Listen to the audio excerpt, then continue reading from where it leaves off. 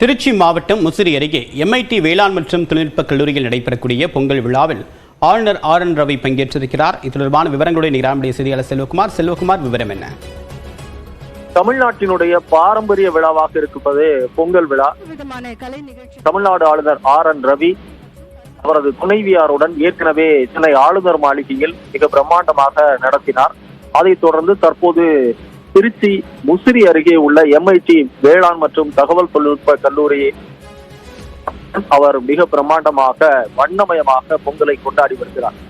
வழக்கமாக பொங்கல் தினத்தன்றுதான் அவர் ஆளுநர் மாளிகையில் எளிமையாக கொண்டாடுவது வழக்கம். இந்த ஆண்டு முன்கூட்டியே மிக பிரம்மாண்டமாக ஆளுநர் மாளிகையில் நடத்தி முடித்துவிட்டு தற்போது திருச்சியிலும் பங்கேற்றிருக்கிறார். இன்னும் சில இடங்களிலும் அவர் பொங்கல் விழாக்களில் பங்கேற்க இருப்பதாக தெரிகிறது.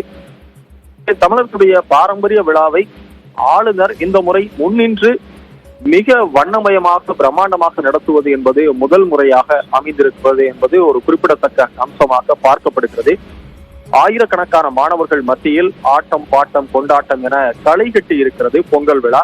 கிராமிய நடனங்கள், நாட்டுப்புற கலைகள், கோலாட்டம், பறையாட்டம் என ஒட்டுமொத்த நாட்டுப்புற கலைகளினுடைய சங்கமமாகவும் இந்த பொங்கல் விழாவை ஆளுநர் கொண்டாடி வருவது தமிழ்நாட்டினுடைய பாரம்பரியத்தை அவர் முன்னெடுத்து செல்கிறார் என்பதற்கான ஒரு அடையாளமாக பார்க்கப்படுகிறது.